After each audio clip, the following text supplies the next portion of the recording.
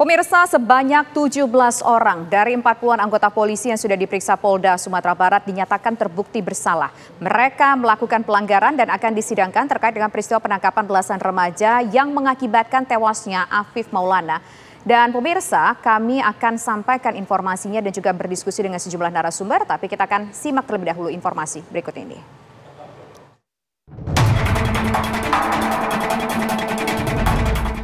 Setelah sebelumnya sempat menepis semua tudingan miring terhadap anggotanya, Kapolda Sumatera Barat Irjen Pol Suharyono mengambil sikap berani. Kapolda Sumbar mengakui 17 personelnya terbukti melanggar kode etik saat menangani dan menangkap 18 remaja pelaku tawuran pada 9 Juni 2024 lalu. Saat kejadian itulah, Afif Maulana yang diduga ikut dalam kelompok tawuran ditemukan tewas di aliran sungai bawah jembatan Kuranji, Kota Padang. Suharyono juga mengatakan saat ini pihaknya masih mencari objek atau siapa saja dari 18 remaja terduga pelaku tawuran yang mendapatkan tindakan kekerasan, sehingga pemberkasan perkara terhadap 17 anggota kepolisian ini rampung. Jadi progresnya kami sudah menyampaikan pengumuman 17 anggota kami yang akan disidangkan. Apakah nanti sidang Komisi Kode Etik atau pidana nanti kelanjutannya. Sekali lagi kami sudah mengumumkan dari hasil penyelidikan dan juga pemeriksaan kami kepada 40-an anggota, itu 17 anggota diduga terbukti memenuhi unsur, tetapi kita pastinya sedang mencari objeknya. Kalau anggotanya dan apa yang dilakukannya sudah saya sampaikan, dan ancaman hukumannya juga tentunya sudah ada. Tetapi nanti sebelum sidang kita lakukan, pemberkasan itu kan juga harus mengklirkan terhadap siapa yang menjadi objeknya, yaitu yang 18 yang diperiksa di Polsek Takuranji. Sementara itu, Ketua Harian Kompolnas Irjen Pol Purnawirawan Beni Mamoto menyebut ke-17 anggota Polda Sumatera Barat bertindak melebihi kewenangan, seperti memukul dan menyundut api rokok. Namun, korban mengaku tak mengenali nama pelaku penyiksaan. Apa yang beredar di media, berapa terbukti tidur rokok, menendang dan sebagainya sudah diakui. Hanya memang perlu tahap lanjutan karena apa? Ketika ditanya siapa yang nyundut, yang disundut, oh, saya nggak kenal namanya karena pakaian preman. Ini perlu didalami dengan pengenalan wajah. Jadi ini masih ada beberapa tahap sampai dengan nanti pemberkasan selesai dan maju ke sidang kode etik. Direktur Lembaga Bantuan Hukum Padang Indira Suryani mengungkapkan bahwa sejumlah teman Afif Maulana diduga turut menjadi korban penyiksaan oleh oknum anggota polisi di Padang, Sumatera Barat. Hal ini diketahui LBH Padang setelah meminta keterangan dari sejumlah saksi yang merupakan teman-teman dari Afif Maulana. Ini juga bersama KPAI menemui anak-anak, mereka semua adalah korban dan kami akan berupaya semaksimal mungkin memberikan keadilan bagi semua korban yang mendapatkan penyiksaan pada hari tersebut, bukan hanya untuk Afif Maulana dan juga untuk teman-teman lainnya, terutama anak-anak dan juga orang dewasa yang mendapatkan penyiksaan pada hari itu. Kami baru mengidentifikasi ada 6 orang itu, kami baru bertemu, sekarang sudah 8 sebenarnya, sudah 8. Dugaan kesalahan prosedur penanganan terhadap pelaku tawuran setelah diamankan di Polsek Kuranji, Kota Padang, Sumatera Barat memang sudah diakui oleh Kapolda Sumatera Barat. Namun, Irjen Suharyono menegaskan korban Afif Maulana tidak termasuk dalam 18 orang yang diamankan. Tim TV One mengabarkan.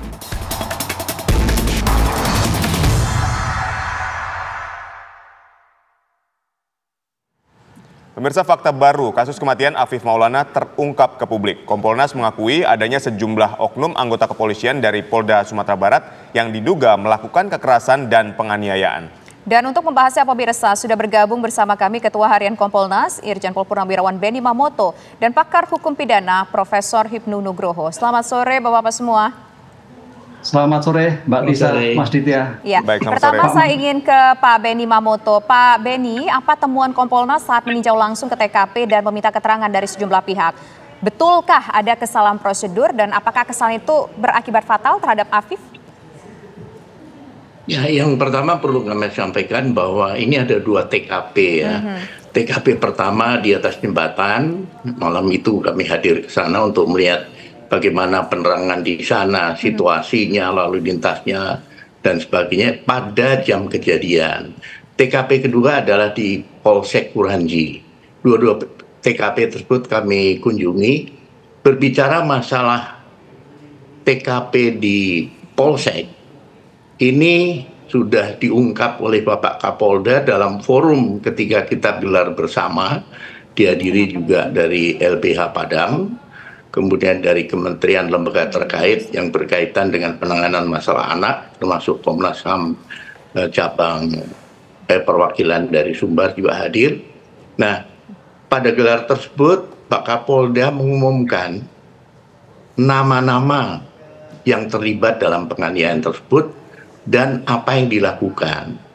Jadi disampaikan oleh Bapak Kapolda bahwa ada 14 anggota yang melakukan pemukulan, menendang, kemudian ada yang menyetrum dengan electric gun, itu ada 1 orang, kemudian ada yang menyerut rokok, itu 2 orang. Jadi ada 17 orang yang diduga melakukan tindakan tersebut. Nah, untuk mereka saat ini masih dalam proses untuk nanti segera diajukan ke sidang kode etik.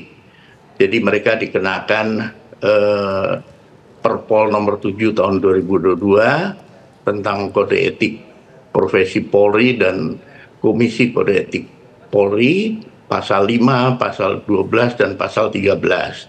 Nah, ini kemarin memang dalam diskusi terungkap juga bahwa ketika mencoba mengidentifikasi si pelaku, oknum anggota ini, ketika ditanya, kamu memukul siapa? Tidak mengenali karena itu berkumpul rame-rame. Sebaliknya dibalik, yang dipukul ditanya siapa yang mukul.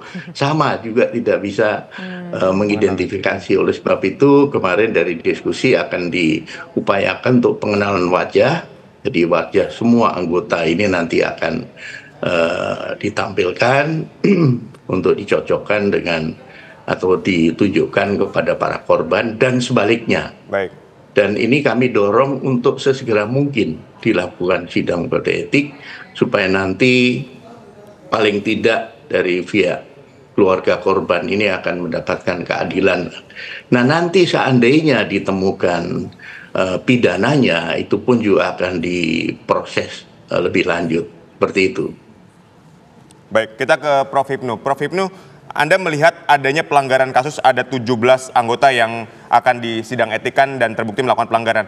Anda melihat kasus ini seperti apa, Prof? Ya, tampaknya kasus ini kalau kita dalam hukum acara pidana itu pendekatannya itu bukan pendekatan inquisitur, bukan pendekatan akusatur, tapi sebagai inquisitur. Artinya seseorang terperiksa itu sebagai objek, bukan sebagai subjek. Ini yang kita sesalkan. Oleh karena itu dalam hal perkara ini kita apresiasi Kapolda Sumatera Barat. Sekarang pertanyaannya, kalau itu di TKP-nya jelas wilayah Polsek, kita tidak perlu juga konfrontasi, tapi membutuhkan bukti-bukti IT, scientific crime investigation. Karena ini anak ya, anak kan 13 tahun dalam suatu chaos. Tadi Pak Kompolnas menyatakan, Pak Benny, itu memang di konfrontasi agak lupa ya, lupa-lupa ingat, apalagi situasi bingung. Lah oleh karena itu pertanyaannya, di Polsek adakah CCTV? Saya kira harus ada di era sekarang. Ini yang harus dilakukan. Kemudian pembuktian saintifik yang lain dalam situasi seperti ini sangat menentukan. Karena apa? Ini adalah di ruang dalam TKP yang jelas, waktu yang jelas, tempat yang jelas, subjek yang jelas, dugaan sebagai pelaku yang jelas. Sekarang tinggal memastikan. Oleh karena itu, dalam memastikan sebagai 17 anggota polisi yang sedang diperiksa ini, saya kira kita apresiasi, dan sidang profesi etik harus menentukan bahwa pelanggaran pidananya di mana, sehingga tidak hanya pelanggaran etik tapi sudah masuk pelanggaran pidana karena ada korban yang meninggal. Meninggalnya juga jelas dari pelaku-pelaku penganiayaan berdasarkan visum yang ditemukan dalam suatu jasad Afif Maulana. Oke, baik, nanti kita ingin menuju ke Pak Benny Mamoto. Sudah terbukti ada beberapa oknum anggota kepolisian melakukan kesalahan prosedur dalam menghadapi anak-anak yang diduga akan melakukan tawuran. Tapi sudah terjawab tidak mengenai sebetulnya Afif ini meninggalnya karena apa? Apakah ada yang menunjukkan bahwa Afif dibawa ke kantor polisi seperti yang disampaikan oleh pihak keluarga dan mendapatkan penganiayaan di sana? Apakah itu terungkap? Apakah itu sudah ada titik terang mengenai itu? Nanti kita akan jawab ya Pak Benny Mamoto usai jeda berikut. Kami kembali sesaat lagi. Ya, saya ingin ke Pak Benny Mamoto. Pak Benny Mamoto, ada informasi dari pihak keluarga yang mengatakan pihak keluarga ini mendapatkan informasi bahwa Afif itu bersama dengan Aditya bertemu dengan anggota kepolisian di jembatan, kemudian mereka dianiaya ke sana, Afifnya pingsan, Afifnya kemudian dibawa ke kantor polisi dan di kantor polisi itu dianiaya. Itu terjawab tidak Pak Benny Mamoto? Apakah benar informasi itu Pak Benny? Ya, perlu saya sampaikan bahwa pada saat gelar perkara, keluarga korban, LBH Padang, Komnas HAM perwakilan dari Sumbar, kemudian Kementerian PPPA, kemudian KPAI hadir. Disitulah dipertemukan antara saksi kunci dalam hal ini Adit bersama dua polisi yang mengamankan Adit. Disitulah terjadi dialog, pihak keluarga, via LBH juga bertanya kepada Adit. Nah disitulah juga dijelaskan. Jadi dalam konteks ini di TKP pertama ya, di sana dijelaskan bahwa anggota kepolisian ketika mau menghentikan motor goncengan antara Adit dan korban, untuk menghentikan itu karena sulit, ditendang kemudian jatuh, mereka terguling-guling. Nah di situ keterangan Adit bahwa dia mencoba mencari handphonenya, sementara di belakangnya ada Afif. Nah Afif bicara dengan Adit, yuk kita lari saja masuk ke sungai. Adit bilang, jangan, kita sebaiknya menyerahkan diri saja. Ini dialog disampaikan di forum. Nah polisi yang mengamankan Adit juga mendengar bahwa Adit mengatakan, teman saya Pak lari mau masuk ke sungai, tapi polisi ini tidak percaya. Nah, jadi yang diamankan dari TKP 1 adalah hanya Adit. Kemudian setelah di Polsek seluruhnya dikumpulkan di sana, dari foto-foto yang diambil oleh petugas, ketika mereka masih baru datang, tidak pakai baju karena dilepas bajunya semua, mereka duduk, dari foto keseluruhan tidak ada Afif. Kemudian ketika selesai pemeriksaan akan dilimpahkan ke Polda, tidak ada Afif. Nah, oleh sebab itu seandainya ada saksi yang menyaksikan betul Afif ada di Polsek, ini diperlukan. Atau ada bukti foto, ini diperlukan. Sehingga saya juga menyampaikan, kami menghimbau partisipasi publik, keluarga, LBH, seandainya ada saksi yang melihat, yang nanti bisa di BAP, atau ada foto yang membuktikan keberadaan Afif di Polsek, ini sangat diperlukan oleh pihak Polda. Baik. Nah, marilah kita bantu untuk mengoptimalkan sehingga nanti terang masalah penanganan TKP 1 ini menjadi terang seperti itu. Baik, Pak Benny tadi kan kalau Prof Hipnu bilang scientific crime investigation ini misalnya harus memeriksa CCTV di Polsek. Apakah Afif ini ada di lokasi atau dibawa ke Polsek atau tidak? Di Polsek sendiri ada CCTV nggak sih sebetulnya Pak Benny dari hasil pemeriksaan Kompolnas? Betul. Jadi di Polsek ada CCTV. Baik. Namun durasi waktu rekamannya itu sudah lewat. Jadi kasus ini setelah ribut baru CCTV itu akan dibuka. ternyata ya sudah kosong karena sudah lewat waktu. Karena kan masing-masing CCTV itu kan punya kemampuan untuk merekam berapa hari, ada yang 2 minggu, ada yang 10 hari, ada yang ini tergantung dari ketika beli order yang mana. Ini ternyata sudah lewat.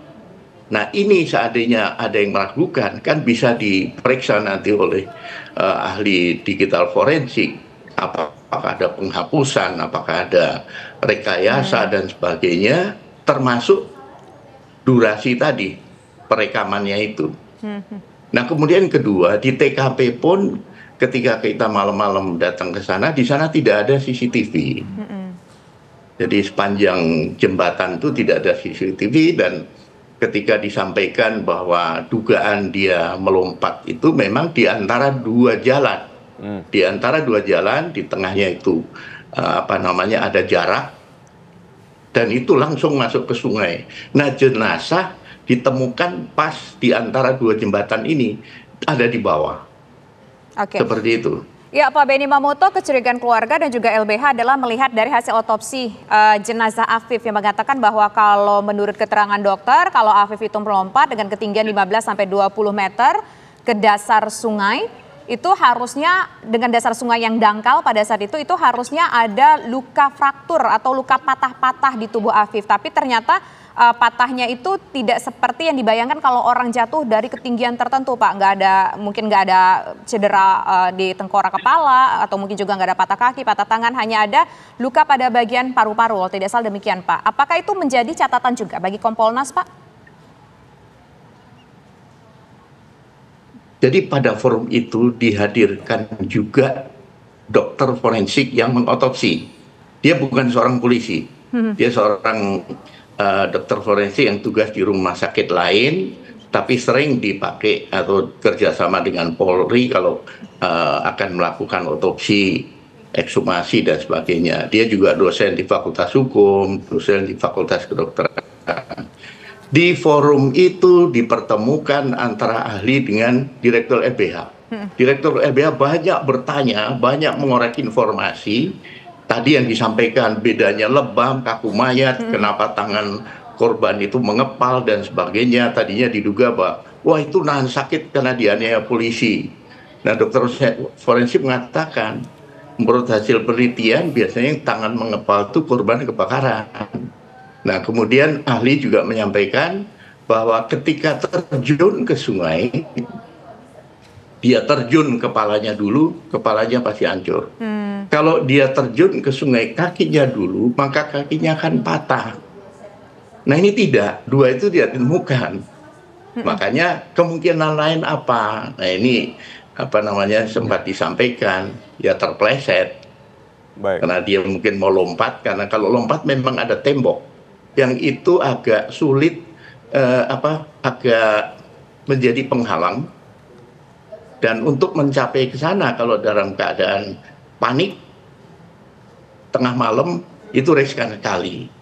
Seperti itu, makanya kami hadir ke sana malam hari itu sekaligus ingin melihat kondisinya seperti apa sih, gitu. Baik, kita ke Prof. Hipnu. Jadi sekali lagi, ahli ini sudah diperhadapkan dengan LBH. Baik. Sehingga kalau LBH mau ada second opinion, itu lebih bagus. Baik Pak Benny, kami sudah mendapatkan poinnya, kita menuju ke Prof. Hipnu. Prof. Hipnu, ketika mencari penyebab misteri dari meninggalnya Afif ini, apakah sebegitu sulitnya? Atau ada langkah seperti apa yang bisa dilakukan oleh pihak kepolisian untuk mengungkap secara jelas dan terang benderang penyebab kematian dari Afif ini? Iya, penyebab kematiannya saya mendengar Pak Benny tadi sebetulnya, apakah dia lompat, apakah dia terjatuh? Ini yang harus dulu. Sebab nanti kasihan juga bapak-bapak polisi yang diperiksa ini kalau itu memang jatuh pada jembatan karena lompat kan itu. Apakah dia pingsan dipindahkan ke sungai? Ini kan banyak faktor kadang-kadang. Kita beberapa kasus yang terjadi seperti kasus Sejoli kemarin yang menyebabkan oknum TNI kan juga itu Mas. Sudah pingsan dibuang ke sungai. Nah ini yang terjadi. Pertanyaannya bagaimana menentukan seperti itu? Ini memang perlu saintifik ya. Perlu kejelasan yang bersangkutan. Karena tadi Pak Benny menyatakan kondisi gelap. Di Polsek saya kira nggak masalah itu karena sudah kondisi seperti itu. Tapi penyebab kematian yang awal, ini yang saya koreksi. Oleh karena itu, Langkah awal yang pertama saya kira ekshumanisasi lagi. Sebetulnya kematiannya sebab apa? Pada waktu di darat atau di sungai? Pada waktu melompat atau kan ada gerakan-gerakan nantinya Mas. Sehingga ini yang terjadi, mau matinya dilempar atau memang karena jatuh. Ini yang terjadi. Karena faktor yang terjadi untuk menghilang jejak seperti kasus yang terjadi pernah di Jawa Barat, itu adalah pingsan kemudian dilemparkan. Kan gitu. Ketahuan. Nah ini apa yang terjadi? Lah oleh karena itu saya kira kalau Polda Sumatera Barat hanya mengandalkan kesaksian agak sulit tampaknya. Sehingga saintifik terkait CCTV yang sudah hangus, yang sudah seminggu, saya kira mungkin digital forensik apakah hanya itu. Bukti yang lain di sekitar Polsek itu juga sebagai bukti evidence yang mengungkap. Karena kalau kita lihat suatu kasus-kasus itu bukti langsung nggak ada, tapi bukti-bukti yang tidak langsung sangat membantu mengungkapkan kasus pengungkapan perkara ini. Sehingga juga jangan sampai salah bahwa yang sekarang diperiksa ternyata tidak bersalah. Tapi sebaliknya, kalau memang bersalah ya harus kita teruskan dalam Undang-Undang Perlindungan Anak. Karena kasus korbannya adalah anak. Gitu Mas. Oke. Prof Hipnu, tadi kan Prof Hipnu saya mendengar satu kata bahwa bukti-bukti yang berada di sekitar lokasi Polsek. Itu bukti-bukti seperti apa yang diharapkan ada di sekitar lokasi Polsek, Prof Hipnu? Ya, kan Polsek Padang kan kota. Di kota itu kan ada saya kira beberapa toko, rumah, ada CCTV yang lain.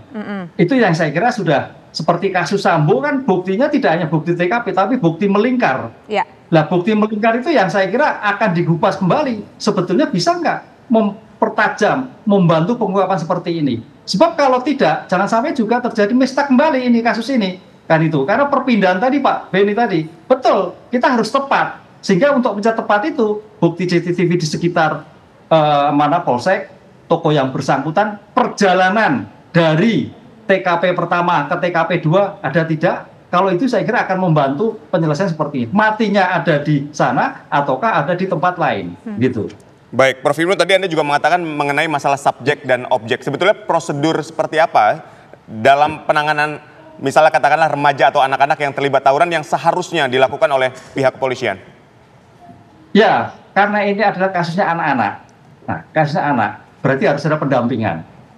Tidak bisa diperiksa tersendiri. Ada orang tua, ada pendampingan. Beda dengan kasus dewasa. Ini kan anak 13 tahun. Sehingga tidak serta-merta sebetulnya penyidik itu langsung memeriksa. Itu yang mungkin salah SOP-nya oleh Kapolda Jawa Barat. Ada pendampingan, KPAI, kemudian atau penasihat hukum, atau keluarga. Itu Undang-Undang Perlindungan Anak dalam pemeriksaan harus melakukan seperti itu. Atau kemudian di Polres sana kan ada juga penyidikan anak. Ini harus dilakukan. Sehingga tidak serta-merta mengambil tindakan sendiri. Ini yang saya kira salah SOP-nya adalah bagian di situ. Sehingga yang terjadi chaos seperti ini, Mbak. Oke. Terakhir saya ingin ke Pak Benny Mamoto. Pak Benny Mamoto, ada dua isu di sini yang kita bicarakan. Adalah soal ada dugaan penganiayaan terhadap remaja-remaja yang ditangkap karena diduga mau melakukan tawuran. Ada penganiayaan di sana. Kemudian yang kedua adalah misteri kematian Afif. Nah, yang menjadi fokus Kompolnas saat ini apakah hanya pelanggaran yang dilakukan oleh belasan anggota polisi di sana atau kasus Afif ini juga akan menjadi perhatian kepolisian atau menjadi perhatian Kompolnas maksud kami?